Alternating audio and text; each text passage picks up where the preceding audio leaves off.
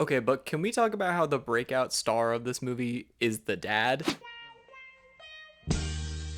Hi hooligans, yes, the Mickey hat is back, which means we are talking Disney today. With Inside Out 2 coming out next week, I figured it would be interesting to revisit the original Inside Out from 2015. As of recording this, it sits at an 8.1 on IMDb and a whopping 98% on Rotten Tomatoes, making it one of the most critically acclaimed Pixar films of all time. In fact, according to Rotten Tomatoes, it is only surpassed by Toy Story 2, Toy Story, and Finding Nemo. So what makes it so special? Sure, it has iconic character designs, amazing voice acting, a whimsical soundtrack, and the unforgettable yet traumatic Bing Bong scene. But what I want to touch on today is the movie's ability to teach a universal lesson, how the release year actually helped it stand out amongst the other Pixar films, and its potential impact on Pixar's future. And in case anyone's forgot, since the movie did come out 9 freaking years ago, let's recap the story a little bit. So we are introduced to our protagonist Riley and her emotions: joy, sadness, anger, disgust, and fear. We immediately get the impression that Joy is the leader of the group because she is the only positive emotion. Joy feels an enormous sense of responsibility to make sure the majority of Riley's memories are, well, joyful. Joy is especially bossy over sadness, to the point of instructing sadness to literally stay put in a corner of Riley's mind. And this is of course a metaphor for when Riley's parents positively reinforce her to keep a positive attitude in the face of hardship. Well, you've stayed our happy girl. So when Riley moves from Minnesota to San Francisco, she feels upset about this sudden change, but nonetheless decides to put on a smile for her parents. However, on her first day of school, Riley begins to break down after her teacher asks her to recount some of her favorite memories of Minnesota. And inside her brain, we see this is a result of sadness touching and contaminating one of Riley's previous happy memories of Minnesota. Joy tries to fix the problem by disposing of the newly created sad memory, but ends up causing chaos instead, which results in Joy, sadness, and the core memories being sucked out of headquarters. With joy and sadness gone, Riley's personality islands also begin crumbling. The rest of the emotions must take the reins, which causes Riley to lash out in uncharacteristic ways, to the point of running away from home so she could get back to Minnesota. While Joy and Sadness try to find their way back to headquarters, they run into Riley's imaginary friend and our friend Bing Bong. On their way to catch the train of thought back to headquarters, they end up on several side quests, such as going through abstract thought, which changes the animation style temporarily, and going through the dreams and nightmare sequence, which is portrayed as a movie set. Eventually, we see one of the most gut-wrenching, emotionally manipulative scenes ever made, in which Bing Bong sacrifices himself so that Joy and Sadness can make it back to headquarters. Take her to the moon for me. It's like one of those impossible try not to cry challenges. And then back in headquarters, we see that the console that regulates Riley's thoughts and emotions is disabled, which causes her to go into a deep depression and feel absolutely nothing. Joy realizes that the only one that can reactivate the console is Sadness. So Sadness takes over and Riley is able to snap out of her numbness and returns home. Riley is able to process her sadness and grief over her old life and ultimately grows from this experience. Okay, so the story is pretty straightforward, right? Basically, some of the characters are in conflict and then going on an adventure to fix said problem. But I would argue that it is its simplicity that allows the lessons and themes to be more easily digestible for the audience, especially for kids. Sure, not all the metaphors make total sense, like depression isn't exactly cured just by crying, or what does it even mean for an emotion to experience abstract thought? We can nitpick the parts where the metaphors don't make sense until the cows come home, but that's totally besides the point. I want to focus on what sadness represents and ultimately teaches us in this movie. Throughout this film, we see sadness is portrayed as a burden to joy. She's the one causing all of the problems for Joy, and at one point we see Joy literally have to drag Sadness so that they can keep moving. But the only reason Sadness was seen as a problem was because Joy kept telling her that she was. So of course this made Sadness feel guilty about her own existence. This is represented in real life when we often feel guilty about feeling sad, or that it's a problem because it gets in the way of us feeling happiness. But really, it's just as natural of an emotion to feel as happiness or any other emotion. It's all about having a balance of emotions. You can't have one without the other.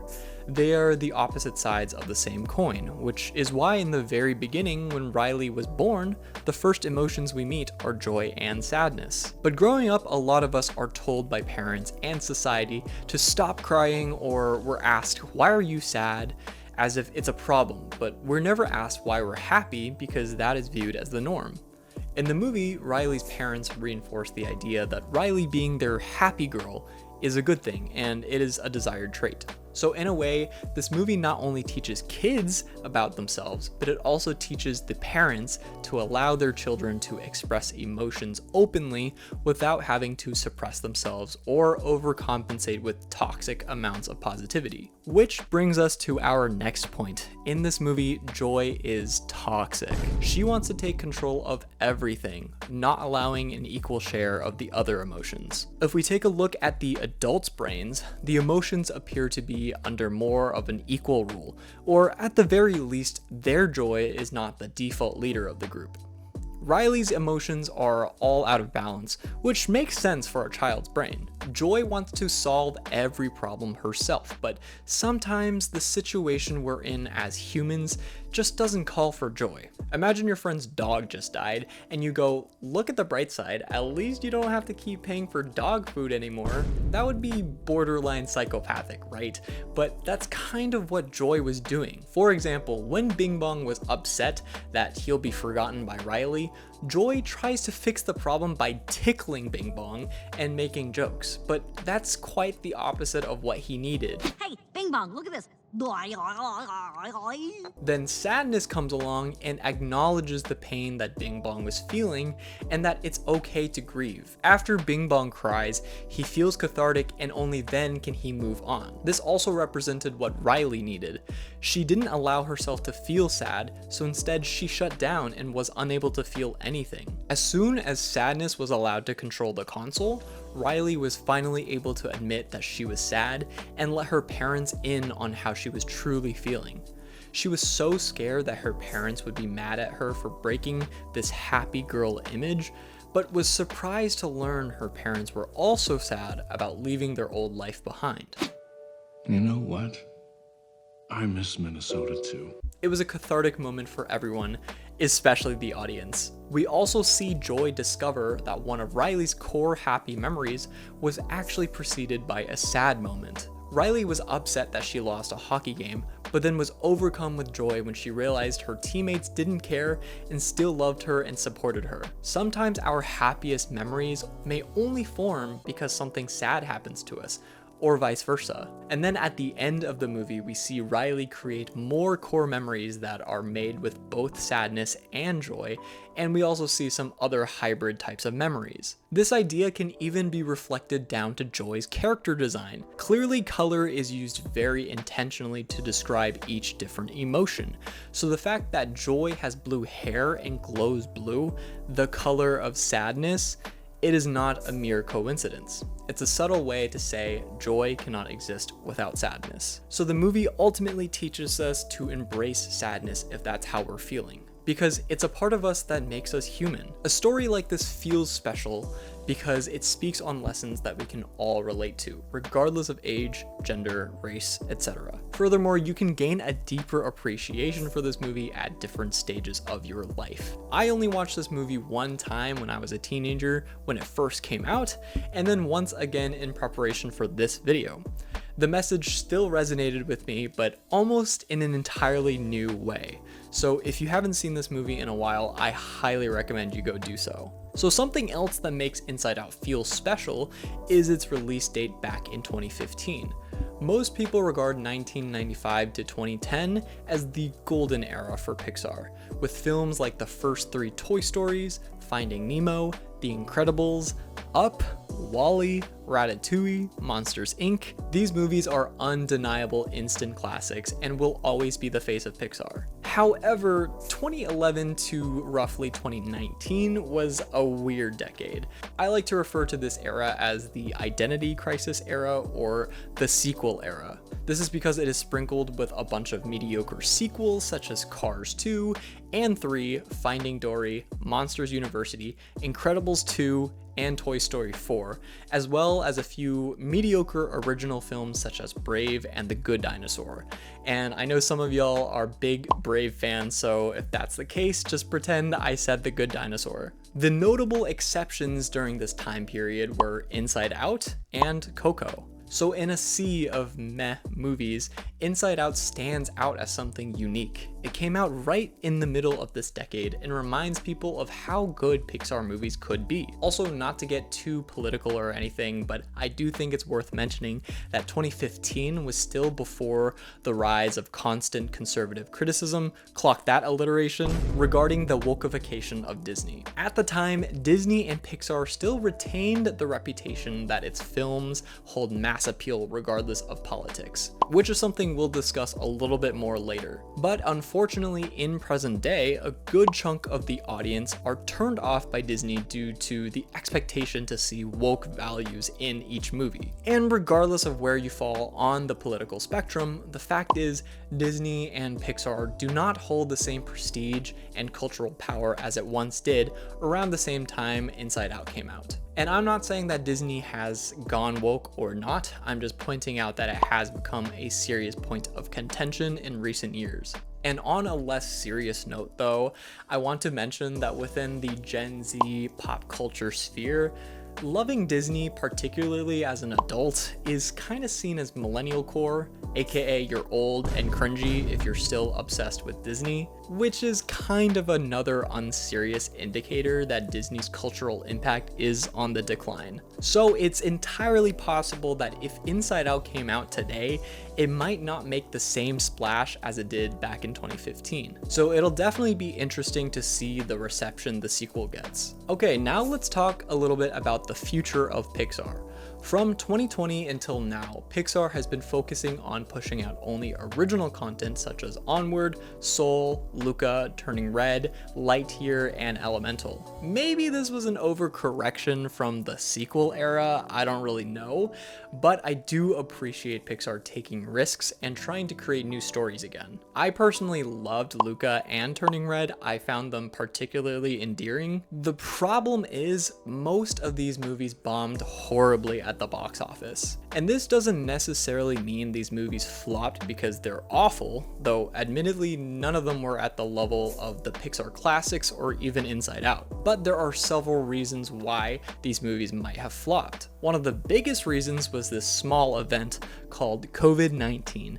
I'm not sure if you heard about that, but basically that's had a drastic impact on the movie business till this day. Additionally, it is difficult to afford even basic necessities these days like groceries or gas, so a lot of people are deciding to not go see movies at the theaters and instead wait for them to come on streaming. So what does all of this have to do with Inside Out, you might ask? Well, enter Inside Out 2. This is the first Pixar sequel since Toy Story 4 all the way back in 2019, which made $1 billion at the box office.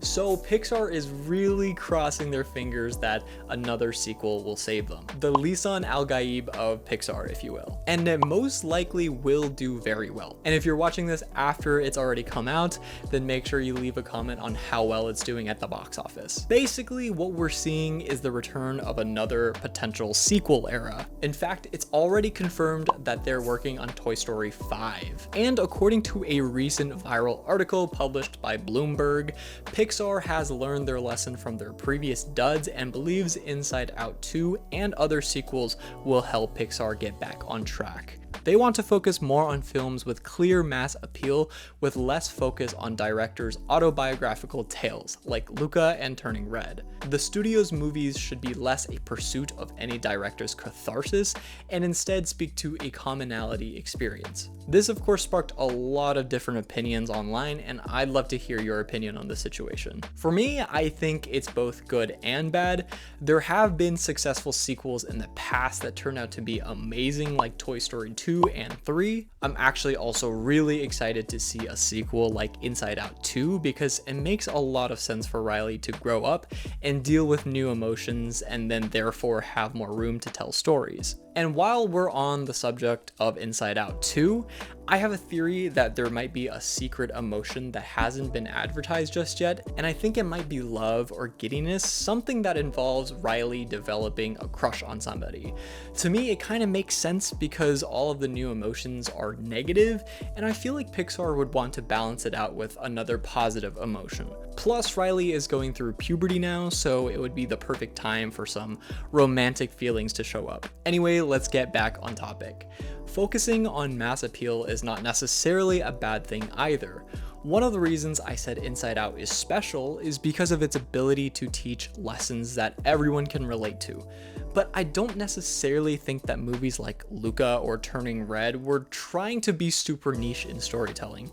I found myself relating to those movies, but I suppose that could just be me. My fear is that mass appeal means turning away from stories involving POC, female leads, and queer-coded stories because they are somehow inherently too niche for the general public. And like I previously mentioned, a good chunk of the audience are no longer tuning into Disney because of these woke stories that are pushing the woke agenda, and therefore Pixar might make less money on those projects than something like Inside Out. And unfortunately, business comes first and art second. I do hope that they will still at least take risks in the future on original projects, even if they are catered for mass appeal. I know they are working on Elio, but we'll have to see if that goes anywhere. Only time will tell, and hopefully one day we'll see a new generation of Pixar classics. So upon revisiting Inside Out, we've delved into its universal lessons on the importance of embracing all emotions. We discussed its unique release amidst Pixar's identity crisis era and why that actually helped it stand out. We even talked about how Inside Out might just be the franchise that will change everything Pixar in the future. So whether you're a longtime fan or discovering this masterpiece for the first time, it is clear that Inside Out is a special movie and will remain a beacon in the studio's legacy. And that's been revisiting Inside Out. Let me know if you enjoyed this style of video, and I will see y'all in the Inside Out 2 review. Bye! Hi hooligans, thanks for watching this video. If you enjoyed this, then make sure you hit the like and subscribe button, and make sure you check out some of these videos available right now.